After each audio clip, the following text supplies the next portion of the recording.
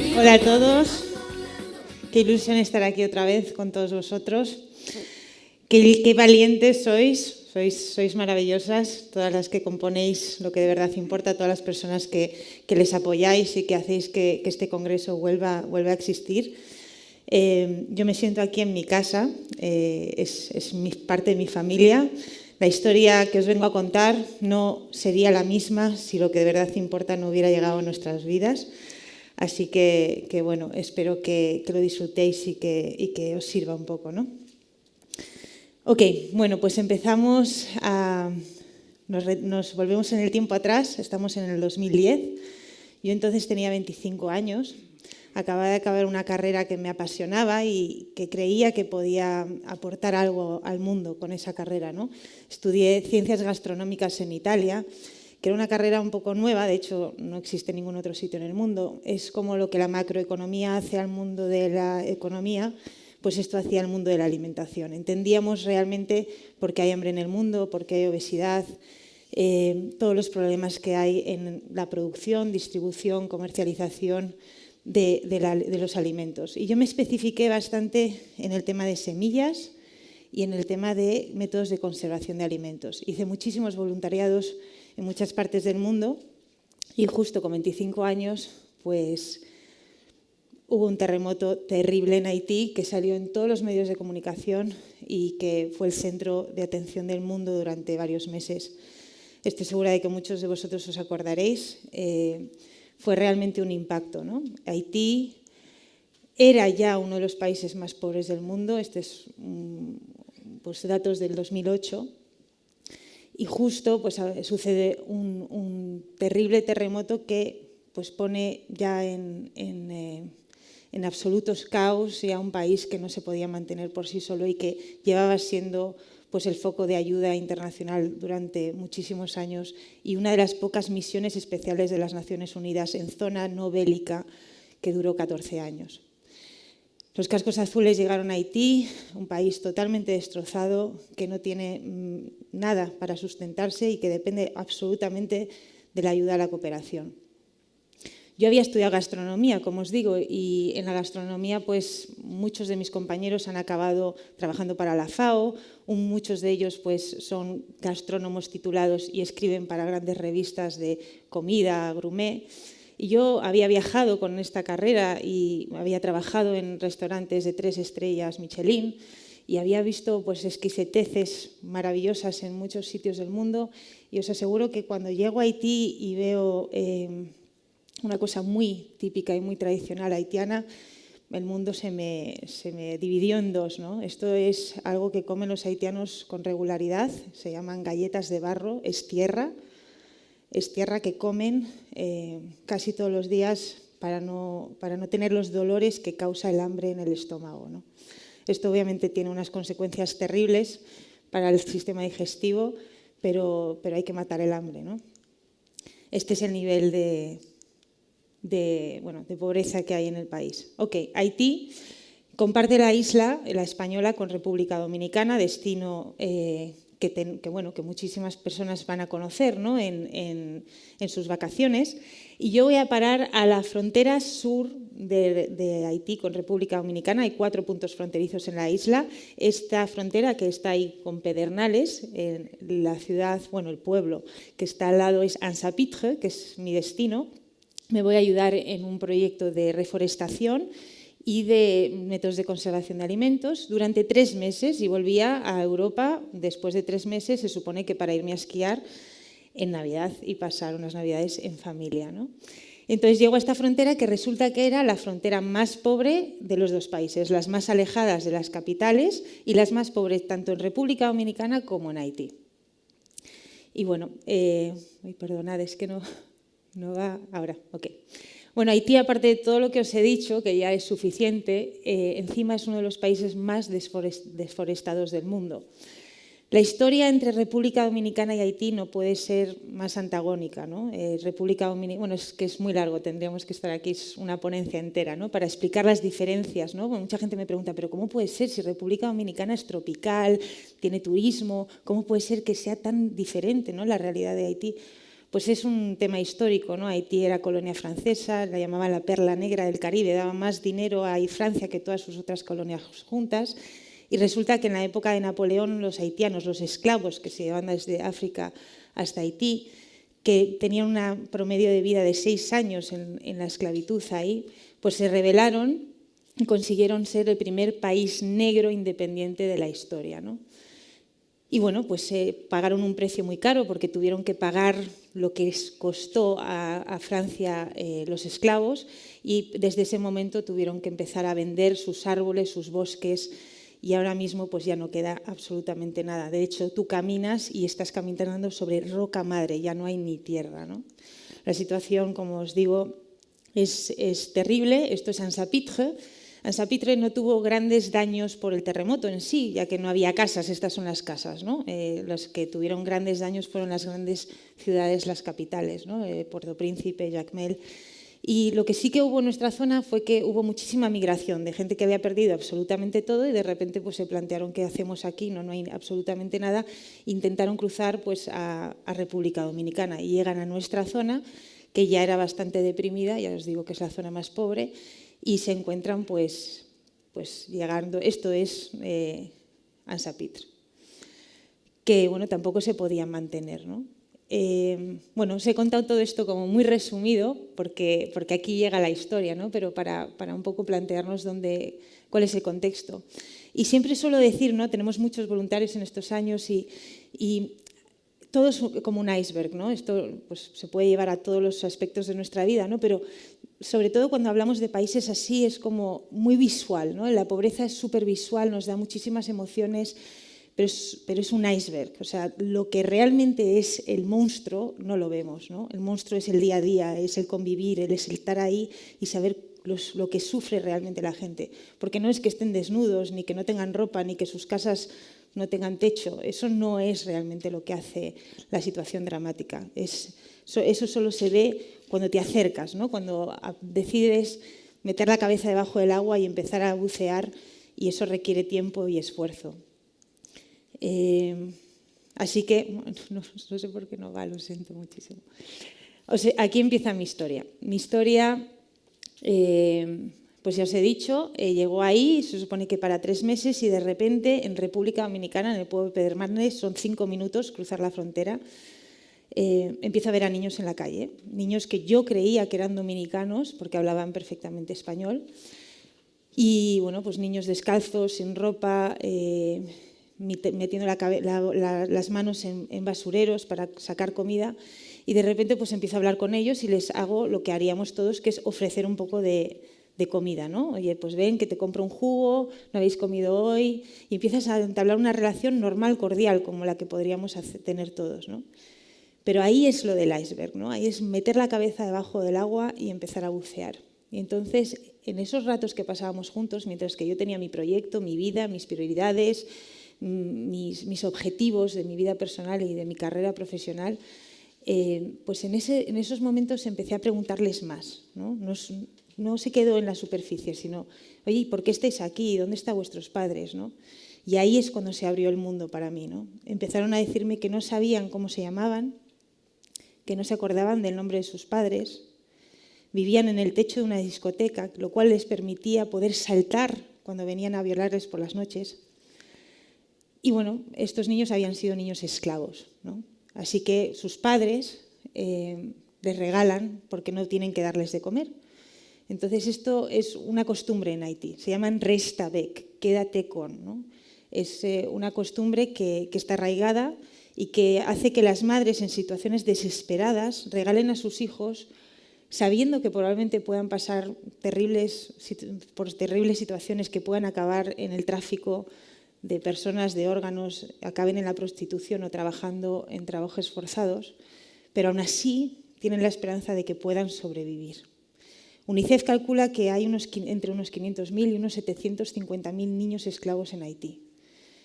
Esto, más el terremoto, hizo que, bueno, pues que los niños se vieran en una situación mucho más terrible de la que se veían hasta entonces, ¿no? Y había muchos más niños en República Dominicana, tantos niños esclavos como niños que habían perdido a sus padres y que habían llegado a República Dominicana, que era la riqueza, ¿no? Era como llegar al paraíso.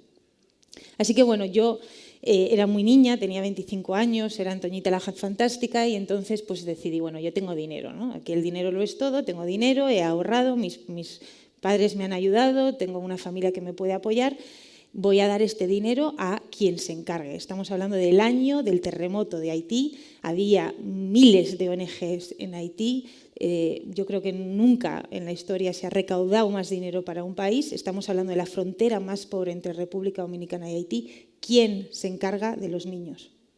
Porque tiene que haber alguien que se encargue de los niños.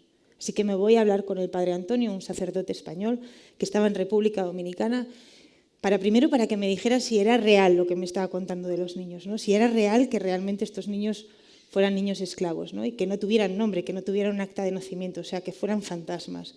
Y me explicó, Lucía, es así, o sea, asúmelo, ¿no? Es la realidad, ¿no? No es que sean malas las madres, no es que no les quieran, pero es que no les pueden mantener, ¿no? Y entonces pues tuvimos muchas conversaciones muy, muy intensas y el padre Antonio llegó a decirme, bueno, esto es lo que hay, así que asúmelo, ¿no? Y hay que intentar escoger nuestras batallas y hacer lo que podamos, ¿no? Y entonces yo le dije, mira, yo tengo este dinero ahorrado, ¿a quién se lo tengo que dar? Dime a quién se lo tengo que dar y yo ya me voy a mi casa y paso la pelota, porque eso es lo que nos enseñan a hacer desde que somos pequeños, ¿no? Gracias a Dios venimos de un mundo donde hay alguien que recibe esa pelota, ¿no? Tenemos un Estado de Derecho, tenemos instituciones, tenemos tanto, tenemos tantas riquezas que no nos damos cuenta, pero siempre hay alguien que lo puede recibir, ¿no?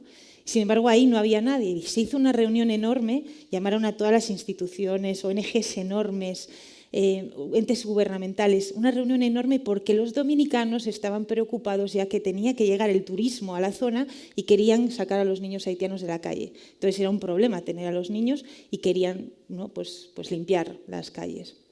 Así que en ese momento yo me presenté, hablé con todos ellos, les dije que tenía dinero y que, bueno, cómo se llamaba el orfanato o cómo se llamaba la institución que recibía a los niños. Resulta que las excusas fueron muchísimas y los niños, pues nada, estos niños iban a caer en un limbo legal porque podrían tener padres y entonces no podían estar en un orfanato y podrían no tenerlos, con lo cual no podían estar en un centro de acogida, ¿no? Y entonces sus ordenadores, sus leyes, sus artículos, no sé cuántos, y fue tan claro para mí que nadie se iba a cargar de estos niños y que iban a estar en la calle violados todas las noches, ¿no? Me emociono, lo siento mucho, pero ahora, bueno.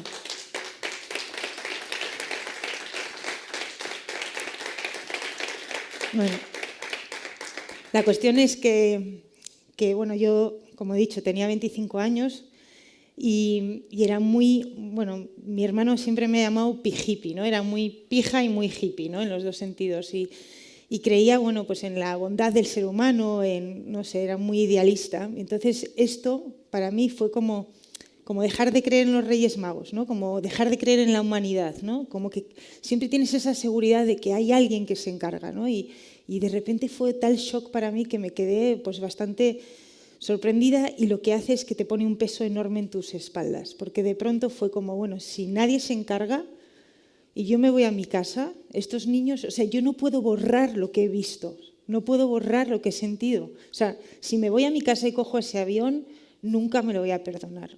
Así que decidí quedarme, hablé con Alexis, que era un compañero mío del proyecto al que habíamos ido originalmente en Haití, hablé con él y que se habían ido a dar un viaje mientras que yo tenía esta relación con los niños, habían ido a viajar por Haití y cuando volvió era un amigo mío y le dije, bueno, yo voy a empezar esto, me voy a quedar, voy a alquilar una casa y voy a sacar a los niños de la calle.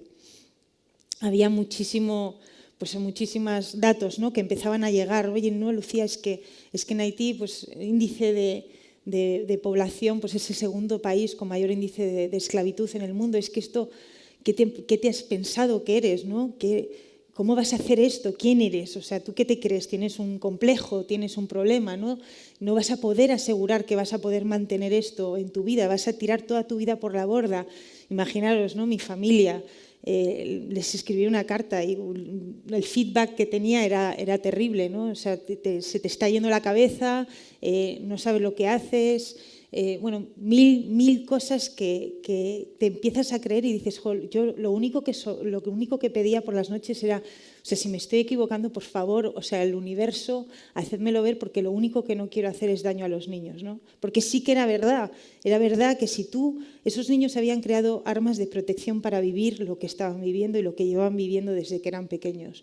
Y si tú les quitas esas armas de protección y les das cariño y dignidad y seguridad, y de repente dentro de un año te cansas y te vas, les haces mucho más daño, ¿no? Entonces era muy complicado porque para mí era imposible abrir tu corazón, ¿no? Y enseñarles de lo que estás hecho a la gente. Yo sabía que si tomaban esa decisión jamás me echaría para atrás, pero desde fuera, pues la gente con la que hablaba, pues decían, bueno, es que esta es una niña, como tantas, que vienen a hacer un voluntariado, a darse un baño de miseria y cuando se cansen se van a su casa, ¿no? Así que pasé muchas noches complicadas hasta que tomé la decisión y alquilamos una casa. Alexis se quedó, me dijo al principio que se quedaba hasta diciembre y al final se quedó muchísimos años, luego ya ha emprendido su camino, pero ha sido una pieza importantísima y bueno, una de las personas que más me ha ayudado y que más admiro en realidad. Y alquilamos una casa en Haití. En Haití nos dijeron las autoridades dominicanas que era ilegal tener una casa en República Dominicana con los niños. Yo no tenía ni idea de cooperación, ni idea de ley, o sea, no tenía ni idea de nada. Y me lo creí. Así que cruzamos Haití. Como os dije, ya no había casas de bloque. Esto es un lujo. O sea, esto es el Taj Mahal de Ansapit. O sea, la mejor casa que había en Ansapit en el momento. Conseguimos alquilarla tal cual estaba. Llegamos a un acuerdo con los dueños que les daríamos $100, que era lo que costaba la mejor casa en el otro lado, en República Dominicana, en construcción, o sea que con nosotros compraríamos los materiales de construcción, cruzaríamos la frontera y todos los meses construiríamos $100 y que después de 2 años pues que nos sentaríamos a hablar, ¿no? Obviamente yo pensaba que era ilegal, o sea, que alguien iba a venir, o sea, que era imposible que una tía que nadie conocía, que no tenía ni idea de pedagogía, que no había estudiado psicología, que la máxima relación que había tenido con niños era cuando tenía que hacer de canguro, que no me volvían a llamar porque igual les dejaba a los niños hasta las 2 de la mañana jugando, ¿no? Pero era imposible que las autoridades me pudieran permitir tener el único orfanato en la frontera más pobre de Haití, ¿no? Pensé, bueno, va a venir UNICEF, van a venir, o sea, los jesuitas, las carmelitas, alguien va a venir y se va a quedar con esto, ¿no? Y yo lo único que tengo que hacer es sacar a los niños de la calle, que no les violen todas las noches, porque eso sí lo puedo hacer. Yo no puedo prometer lo que voy a hacer dentro de un año ni lo que voy a hacer dentro de 10 años, pero hoy tengo la capacidad y hoy puedo sacar a los niños de la calle y hacer que hoy no les violen, ¿no? Entonces me agarré a eso y no podía pensar en nada más, o sea, no podía proyectarme en el futuro. Y alquilamos la casa, como veis no había suelo, estaba de gravilla todavía. Fuimos a hablar con los niños en República Dominicana, en la calle, y les dije, mira, hemos alquilado esta casa, vamos a venir a veros todos los días, a daros de comer y a ver cómo estáis y a protegeros de esa manera, ¿no? Pero cuando la casa tenga, pues, es que ahora me río, la legalización y esté construida y nos den permiso, entonces vendréis a vivir ahí. Los niños estaban como locos, ¿no? Su propia casa, ¿no? En ese momento ya teníamos una relación muy fuerte, los 6 primeros niños y yo, ¿no? Entonces, ese día compramos Alexis y yo mucho material de construcción, cemento, arena, y cruzamos a República Haitiana y de repente nos dimos cuenta que nos iban a robar, porque si lo dejábamos ahí no había cerramiento en la propiedad y que lo iban a robar. Así que decidimos que nos íbamos a quedar a dormir ahí, Alexis en una tienda de campaña y yo en la mía.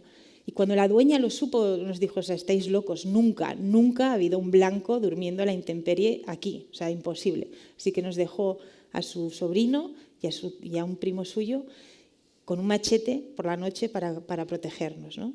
Y esa noche, a las 11 de la noche, yo estaba pues, pensando un poco todo lo que estaba pasando, ¿no? Me acuerdo, estaba mirando las estrellas y las palmeras y de pronto empecé a oír Lucía, Lucía, Lucía, ¿no? Los niños gritando y habían cruzado la frontera porque pensaban que yo no iba a volver a por ellos, ¿no? Entonces esa noche 2 niños durmieron en una hamaca, uno con la cabeza aquí y el otro aquí, y 3 niños durmieron en una tienda de campaña. Y yo al día siguiente, cuando me desperté, que se despiertan súper pronto, decidí que si esa noche ellos habían dormido seguros, jamás me iba a poder permitir volver a dejarles en la calle. Estos son mis primeros niños. Ahí ya era mamá. Es pipí, no sabían lo que era un cuarto de baño. No había un cuarto de baño en Ansapit. Nosotros estuvimos teniendo que ir a un cuarto de baño sin cuarto de baño durante mucho tiempo. De hecho, siempre lo cuento un poco para romper el hielo, pero es verdad, ¿no? De repente comías cosas que, ¿no?, te sentaban fatal y salías corriendo a buscar un sitio donde esconderte. Y cuando ya pensabas que no te había visto nadie y que ya podías tranquilamente pues ir al cuarto de baño, aparecía alguien, ¿no? Y hola, ¿qué tal? ¿No? Y te dan conversación, ¿no? Porque ellos entre ellos pues tienen conversación. Y entonces, oye, ven, mira que está aquí, tal. Y entonces se sentaban todos alrededor tuyo, porque encima estaba la curiosidad de esta blanca, ¿no? ¿Cómo estarán hechos los blancos? Entonces, bueno, pues es un máster en vergüenzas que ya pues llega a un punto donde ya te da igual. Pero bueno, les llevaba mucho a la playa. Esa es una playa a la que íbamos mucho pues por sanidad, ¿no? Para que no había agua, no hay electricidad, obviamente. Estamos hablando de unas condiciones bastante precarias, y nos íbamos a bañar. Les enseñé a nadar ese día en esa foto. Y bueno, pues era puro amor, ¿no? Yo no sabía muy bien lo que estaba haciendo. No tenía ni idea, lo único que era amor y instinto, ¿no? Esta es la primera vez que los niños duermen en una cama. El padre Antonio, el padre al que yo voy a pedir consejo al principio, que nos ha ayudado muchísimo, nos regaló 6 colchones. Es la primera vez en su vida que duermen en una cama, y de hecho no sabían qué hacer con las sábanas. Fue todo un show explicarles lo que había que hacer con las sábanas, ¿no? Y bueno, pues así íbamos poco a poco. Pues un día hacíamos una habitación, otro día hacíamos otra. Y bueno, era la locura, ¿no? Eran niños muy agresivos, acaban de salir de la calle, constantemente hacían con un cristal, un cuchillo, el machete, se pegaban entre ellos, me amenazaban a mí, también siendo mujer, ¿no? Era un poco complicado, ¿no? Y de pronto, cuando ya te estás metiendo en lo que está pasando y estás intentando digerir esa realidad, llega una tormenta tropical, que aquí está la foto, y el cólera. Mirad, yo he contado esta historia durante 10 años y yo creo que es la primera vez que me vais a entender. Fijaros, con lo que ha pasado con el COVID, con lo que está pasando con el COVID, yo creo que vamos a poder acercarnos mucho más a las realidades que viven en otras partes del mundo, ¿no? El cólera es una enfermedad que se cura hidratándote. O sea, un suero te curas, no te mueres. Agua, sal, limón y azúcar, no te mueres. Pero el agua es muy difícil de encontrar en Haití. El agua que te puedas beber, l'eau poubue, como dicen ellos. Te mueres entre 6 y 8 horas. Empiezas con una diarrea y te deshidratas. La gente, si no trabaja, no come. Comen una vez cada 3 días, cada 2 días, es la media. Empiezan con una diarrea y piensan, bueno, no pasa nada, ¿no? Si igual se recupera. Y lo que tardan en llegar desde la loma hasta el centro de salud más cercano, que vinieron los Médicos Sin Fronteras a poner una tienda de campaña, pues ya llegas muerto, ¿no? No te da tiempo. Entonces, siempre que cuento esta historia, cuento lo del cólera, porque para mí fue brutal, ¿no? O sea, fue un shock con la muerte de una manera desgarradora, ¿no? Ya estaba en un contexto de Haití, pero esto ya era una cosa extrema, ¿no? Caían como moscas, ¿no? Y sin embargo, me era muy difícil explicarlo, o sea, muy difícil que la gente entendiera lo que se vivía, ¿no? El miedo, el pavor de la gente, ¿no? La importancia de no tocarse. Lo que hacemos aquí es lo que se hace en Haití desde siempre, ¿no? Solo das la mano a alguien que es muy importante, ¿no? Te arriesgas a eso, ¿no? Bueno, pues pasamos la epidemia de cólera, que ha durado 10 años, que nunca realmente se ha ido. Y dentro de todo eso, pues con los niños, con la poca salubridad que hay, la falta de jabón, las circunstancias son terribles, ¿no? Pero bueno, teníamos que echar para adelante y los niños seguían adelante y ahora era el próximo paso, ¿no? Nos quitaban a los niños y no les escolarizábamos. Y de repente, ¿dónde les metes a un colegio si nadie les quiere? Porque ir a Haití al cole es de pijos. O sea, tener calcetín blanco, que tienen que llevar todavía el uniforme, tener el cinturón, tener zapatos. O sea, no se lo puede permitir nadie. Y de repente tú vas al colegio a decir que vas a meter a los niños más estigmatizados, niños de la calle, que sabían que habían sido violados, con los niños pijos que van al colegio. No les aceptaban, ¿no? Entonces empezamos a escolarizarlos en casa. Este es el primer día que dan clase en casa. Y el que está dando clase ahí, que fue el primer voluntario haitiano que dijo, yo no cobro. Porque imaginaros, para una mentalidad haitiana, decir voy a ir a trabajar con estos niños, es lo peor de lo peor. Pues Tipapá, que es ese señor que los niños le han llamado pequeño papá, Tipapá, hoy en día es el director del centro y es la persona que hace que yo pueda estar aquí, porque él es el que está ahí llevándolo todo, ¿no? Llevamos 10 años juntos y es, pues yo no sé, es un santo. Yo nunca he conocido a nadie como él en mi vida, ¿no? Porque ser empático en Europa es fácil, pero ser empático cuando estás en unas circunstancias como las haitianas es tremendamente difícil. Este es el primer día que ya van al colegio. Falta un niño que no se quería poner la camisa. Y bueno, no os puedo explicar, o sea, ni Harvard, ni Yale, ni Brown, o sea, no hay una comparativa en nuestra sociedad que pueda explicar lo que estos niños sintieron con mitad del uniforme yendo a un colegio e insertándose en la sociedad, ¿no? Bueno, aquí me tengo que parar un segundo. Yo escribí una carta a mis padres porque yo no podía, o sea, sabía que si yo llamaba a mi madre y le decía, mamá, me voy a quedar en Haití, o sea, mi madre ya sabía cómo era yo toda la vida, ya se lo debía de haber estado imaginando desde hace mucho tiempo, pero yo sabía que me iba a matar, ¿no?, por teléfono. Y entonces le escribí una carta que acabó publicada, se las mandó pues, a amigas y a familiares, y acabó publicada en un periódico en Santander, de donde yo soy, y empezó la ayuda, ¿no? Mucha gente empezó a ayudar y empezó a mandarnos dinero. Y de repente mi padre me dijo, oye, China, bueno, me llaman China en casa, oye, China, es que te estoy metiendo el dinero en tu cuenta, a ver si luego va a venir Hacienda y te va a meter un palo. O sea, que hay que crear un marco legal, ¿no? Y ahí es cuando Cuatrecasas nos adoptó en un pro bono y nos hizo un marco legal para poder funcionar, y nos ayudó muchísimo tanto aquí como en República Dominicana, porque tenéis que entender que yo cruzo la frontera a un hospital con un niño que no tiene papeles, y siempre me amenazaban con que me iban a denunciar por tráfico de niños, ¿no? Entonces conseguimos un marco legal que ya no era Lucía Lantero, ya era pues, una fundación, ¿no? Y un día mi padre me dijo, a ver, vamos a crear una asociación, lo que sea, ¿cómo queréis llamaros?, ¿no? Y yo miré a los niños y les pregunté, ¿cómo queréis llamaros? Y me dijeron, Haití Muñó, que es la peor palabra de marketing de la historia, porque es, o sea, imposible de deletrear, pero me hizo tanta ilusión que como habían sido ellos los que lo escogieron, decidimos llamarlo Haití Muñó. Ahora ya hemos sido más maduros y lo hemos cambiado a AIMI, a la Fundación AIMI. Pero bueno, entonces llegó mi tía Marta con la asociación, con dinero, con esperanza. Y bueno, ella era madre, ¿no? Y como yo os he dicho, era bastante hippie, ¿no? Y yo les veía a los niños y era todo como amor y como todo muy, ¿no? Todo muy relax y no pasa nada, entre ellos se van a educar y yo estoy aquí, yo solo les doy amor. Y de repente llegó Marta y los niños cogían un plato y nunca habían comido en una mesa, ¿no? Ni en un plato, o sea, se tiraban al suelo a comer. Hacían pipí mientras que caminaban, nunca habían ido a un cuarto de baño, ¿no? Y de repente llegaba Marta y dijo, todos sentados a la mesa, o si no nadie come, tenedores, tal. Y hoy en día pues comen en la mesa, rezan antes de comer. Yo aprendí tanto de Marta porque me enseñó que el amor, o sea, que lo que esos niños necesitaban es que yo fuera muy fuerte, ¿no? Y de hecho pues cambias tu carácter. Yo era muy jovial, muy vacilona, muy chill, ¿no? Y de repente me tuve que convertir por ellos en una persona muy estricta y muy fuerte para que ellos se sintieran seguros, porque ellos no van a dejar de autoprotegerse si no creen que tú les vas a proteger más, ¿no? Entonces, pues fue un antes y un después. Empezamos a ser súper estrictos en el sentido de normas y de reglas y bueno, pues fuimos creciendo, ¿no? Estos son sus juegos. De hecho, este ganó la carrera de cochecitos, fue el número 1.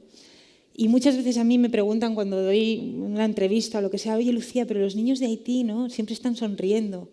¿Son más felices esos niños que los nuestros o son más felices los jóvenes haitianos que los nuestros? Y yo siempre respondo lo mismo. Si no hay dolor, si no hay enfermedad, si su familia está bien y han comido hoy, son 1000 millones de veces más felices que los nuestros, porque viven en el hoy. En Haití no conciben el suicidio, no lo conciben. O sea, dicen, es que da igual lo que me digas, deja de hablar porque es que no lo voy a entender nunca. Porque viven en el hoy. Yo tengo una teoría, que sería para otro día, pero sí que es verdad que como vivimos sobre todo el norte de Europa, ¿no? Llegaba el invierno, había que prepararse, pero ellos viven en el trópico, siempre hay producción. Y luego es que siempre llega un huracán, cuando menos te lo esperas, y si no es una tormenta tropical, y si no es un terremoto, y si no es el cólera, el dengue, la malaria, el chikungunya, la zika. Es que en estos años hemos vivido tantas epidemias, que es imposible, no puedes estar pensando siempre en el futuro, ¿no? Y una de las mayores lecciones que me han dado los niños es el pensar en hoy, ¿qué hago hoy? Igual que pensé ese día, hoy les puedo sacar de la calle y no les van a violar, ¿no? Dejar de proyectarnos siempre, porque siempre es mañana, siempre es cuando sea feliz, siempre es cuando tenga el coche, siempre es cuando tenga la casa, ¿no? Y es hoy es cuando tenemos que hacer las cosas, ¿no? Y ellos son felices porque están plenamente arraigados en el hoy, ¿no? Y eso es algo maravilloso, ¿no? Y que te hace pues quitarte tantas tonterías de la cabeza. Os prometo que es como una limpieza, ¿no? Como una revolución, ¿no? Y bueno, ellos son másters en resiliencia. Esto es un huracán. Hemos vivido 6 huracanes desde que hemos empezado. Que lo que supone un huracán, que bueno, vosotros lo habéis visto por la tele, ¿no? Probablemente llegar a Estados Unidos. Hemos pasado huracanes en nivel 3 que luego han llegado a Manhattan, nivel 1, y han tenido que desalojar Manhattan, ¿no? Pero bueno, no sale lo de Haití, ni un saco de arroz, ni absolutamente nada llega, absolutamente jamás nos ha llegado nada. Y destruye no solo lo que se ha construido en nuestros huertos, las casitas de la gente, ¿no? Destruye otra vez la esperanza. O sea, es muy difícil motivar a alguien ahí, ¿no? Muy difícil hacerles soñar. Al igual que se arraigan en el hoy, es maravilloso y muy complicado hacerles soñar, porque siempre hay algo que lo destruye todo, ¿no? Entonces, pues vivimos este huracán, estaban los cascos azules en la zona en ese momento y tuvimos muchísima suerte porque nos dieron apoyo y pudimos pasar el huracán hacinados en unos containers. Pero bueno, la destrucción en la zona fue terrible, ¿no? Y de repente, bueno, con toda esta historia que os estoy contando, todo lo que estaba pasando, todo lo que habíamos superado, el dinero, la situación legal, el marco legal en Haití, que no tengo palabras para explicar lo que es eso, ¿no? Es que no hay Estado, es un Estado dibujado ahí, ¿no? No es un Estado real. La mafia, o sea, Haití, o sea, es uno de los mayores sitios del mundo con tráfico de órganos de niños y de personas. Tráfico de personas, la mafia que hay con los niños, la mafia que hay en general, es uno de los países más corruptos del mundo. O sea, todo lo que estábamos viviendo lo íbamos superando y de repente, después de 2 años, cuando teníamos la casa hecha, esto es lo que nos pasó. Ay, perdonad. Ay, no sé, ¿me puedes poner el vídeo?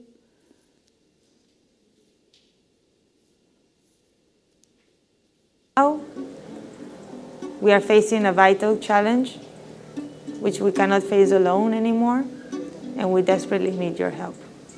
Ever since the beginning, we rented a place for our children to live in. We have lived in this place for the past 2 years. We built it, as when we rented it, it was just a structure.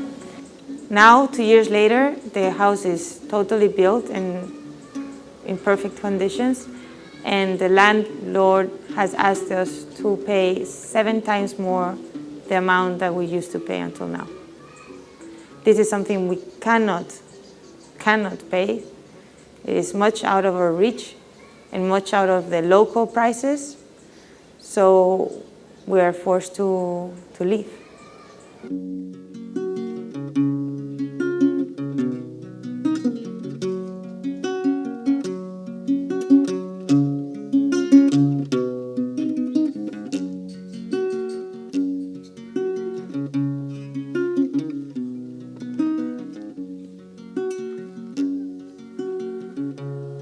This situation that we're facing practically puts us in a very vulnerable position, as we're actually moving away from this house and are bringing the kids over to a tent.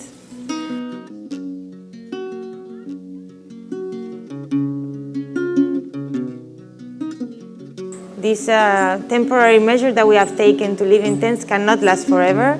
Obviously, the authorities of Haiti will not allow us to keep on living with the children in tents, So we actually have to have a plan in which we will be moving out to a proper house, especially living in an area where there's hurricanes and there's natural catastrophes. And from here to 6 months, we are in the dry season, but from 6 months from now, we will be entering the hurricane season, and we simply cannot be living in tents.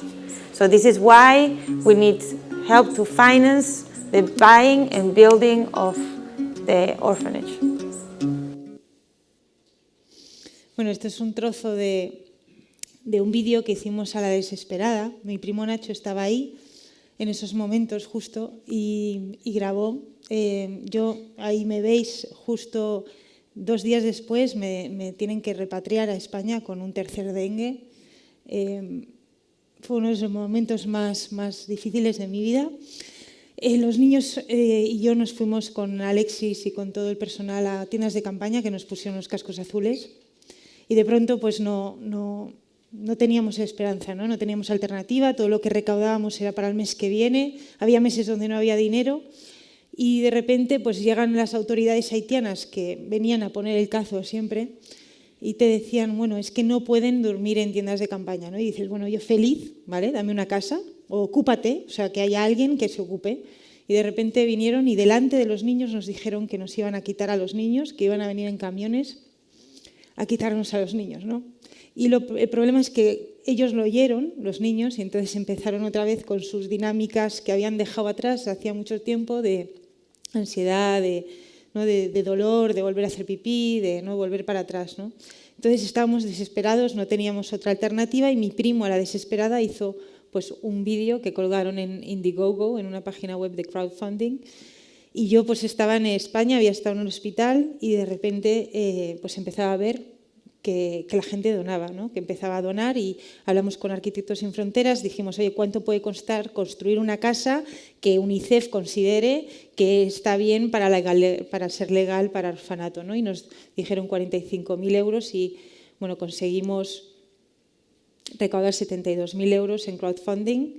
Y es que no puedo explicaros lo que esto supuso para nosotros, ¿no? Construir nuestra propia casa, comprar nuestra propia tierra, es un hogar que jamás nadie les va a poder quitar y a partir de ahí pues todo fue a mejor, ¿no? Conseguimos que los niños ya tuvieran una estabilidad, tienen sus camas, tienen sus... No viven con riquezas, es decir, no hay grandes cosas, ¿no? Pero las cosas que nosotros damos por supuesto, por asumidas, son las mayores riquezas que ellos pueden tener, ¿no? Como una cama y un armarito donde guardar sus cosas, ¿no? Así que, bueno, tenemos a un equipo de haitianos que son los responsables de gestionar el hogar. Tenemos una escuela, tuvimos que crear nuestra propia escuela, que es una escuela enorme. Ahora que damos escolarización gratuita a niños que sabemos que están en una situación horrible y que sus padres van a tener que regalarles, antes de que les regalen, pues les damos una escolarización, el uniforme, los libros, un jabón y una comida diaria, ¿no?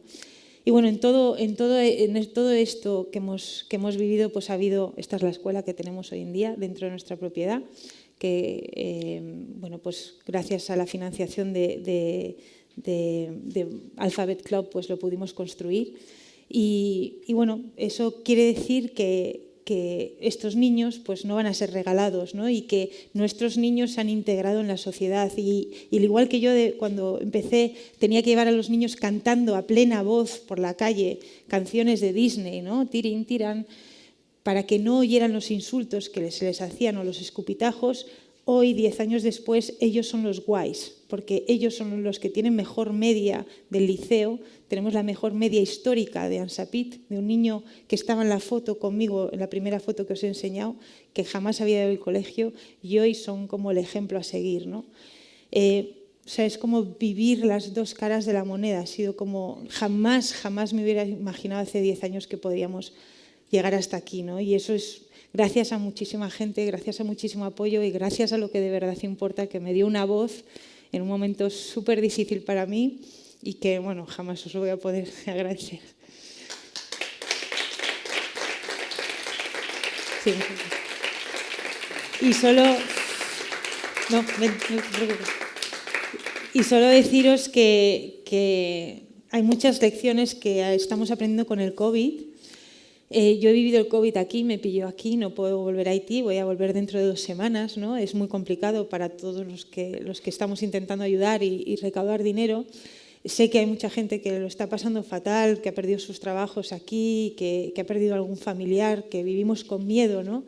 Pero tal vez este sea el momento en el que podamos realmente mirar a países como Haití, que hay muchos, tristemente, y aprender de ellos, ¿no? Aprender de su resiliencia, de su alegría, que nadie les quita la alegría, es que nadie les quita la alegría y es nuestra obligación vivir esto pues de la mejor de las maneras y aprendiendo de verdad de una vez por todas lo que de verdad importa. Así que gracias. Fuerte el aplauso para Lucía Lantero. No, quédate conmigo, que hoy tenemos preguntas. Es un poco lo que estás diciendo, es un poco lo que decía María al inicio del Congreso, ¿no? Que decía que es un buen momento para pensar. Pero pensar en todo, ¿no? Pensar en el presente, pensar en la de gente que lo necesita y ahora las ayudas y el dinero se están yendo a otros lados y los que estáis ahí luchando desde el principio, este es un bache importante, por lo tanto, los que estáis en casa, ayudad a fundaciones, a lo que de verdad importa, a Lucía, a donde podáis, pero ayudad, creo que es un buen momento para hacerlo, ¿no? Me gusta mucho que llevas 10 años desde que arrancaste esto y todavía te emocionas cuando lo cuentas, Lucía, ¿eh? Cuando te acuerdas de tus niños. Jo, es que... ¿Los echas de menos? ¿Cuánto tiempo llevas sin verlos ahora? A ver, es que ahora hay telefonía, o sea que ahora ya podemos ver, estamos todo el día y aparte es que no pillan lo del cambio horario, o sea, es que es imposible. Entonces a las 3 de la mañana ya empiezan y encima tengo a niños mayores, claro, los que tenía con 10 ahora tienen 20, ¿no? Y entonces algunos ya han encontrado trabajo en otras partes y es que me llaman de Santo Domingo, ¿sabes? De Puerto Príncipe y tal, y es toda la noche en vela con ellos. Qué maravilla. Pero qué gozada, la verdad. Yo te voy a hacer una pregunta y luego, como dices que hay telefonía, también hay videollamadas y entonces nosotros lo que hemos hecho es que, como hoy el Congreso es el Congreso de Granada, pues la Escuela Internacional de Gerencia, algunos alumnos nos han mandado preguntas para ti. ¿Vale? Pero yo primero te quiero preguntar, ¿tus peques cómo viven esto? Mis 2 hijos biológicos. ¿Tus 2 hijos tuyos biológicos? Pues muy bueno, están siempre como en shock, ¿no? El otro día cuando ha pasado una tormenta tropical, que ni siquiera lo menciono, pero bueno, que ha pasado una tormenta tropical muy importante por Ansa Piti y nos ha destrozado todo, pues yo obviamente me ven, ¿no? O sea, mi vida es el día a día de cualquier persona con sus problemas más, pues, ¿no? Muchísimo más, ¿no? Entonces, mis hijos el otro día, cuando lo de la tormenta tropical y tal, y se le ha caído el primer diente a Valentina, a mi hija, y el ratoncito Pérez le ha traído, pues en mi casa una moneda, en casa de mi madre un billete, y me dice, para mis hermanos haitianos, ¿no? Olé. Es maravilloso que puedan entenderlo así. Qué bonito, ¿no? Bien, de eso se trata, de trasladar el mensaje para que siga la cadena de solidaridad y de apoyo. Bueno, hay chavales, alumnos de Granada, que nos han mandado un vídeo y que te quieren preguntar cosas como esta. Escucha, mira ahí. Hola, soy Sebastián Marero y bueno, mi pregunta es para Lucía Lantero y quería preguntarle que cuál fue su experiencia más enriquecedora desde que está en la ONG. Gracias. 10 años supongo que dan para mucho, pero venga, vamos a intentar sintetizar. Pues enriquecedora...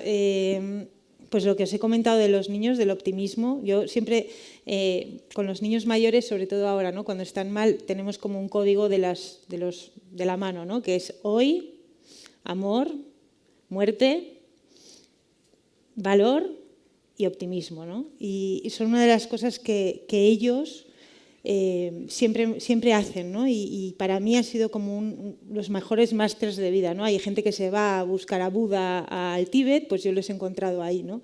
Y aprender a vivir sin victimizarse. No saben lo que es ser víctima, o sea, no saben lo que es ser víctima, porque todos los que están alrededor suyo, nadie puede aparentar, ¿sabes? Si te han violado a ti, lo han oído ayer, es que todo es así, ¿no? Y entonces, para mí, ver cómo viven, cómo son, lo fuertes que son, eso ha sido súper enriquecedor y también, por otra parte, pues volver aquí en Europa y estar con vosotros, que de verdad os lo digo, o sea, yo volvía con tan poca esperanza en el ser humano, ¿sabes? O sea, lo que ves en esa tesitura es tan lo peor del ser humano que llegaba aquí a lo que de verdad importa, bajaba del avión, me ponía unos zapatos de mis primas que venía con chanclas y oliendo fatal y me duchaba, venía aquí y veía lo que veía y oía a los ponentes y veía, ¿no? Sobre todo la energía de vosotros.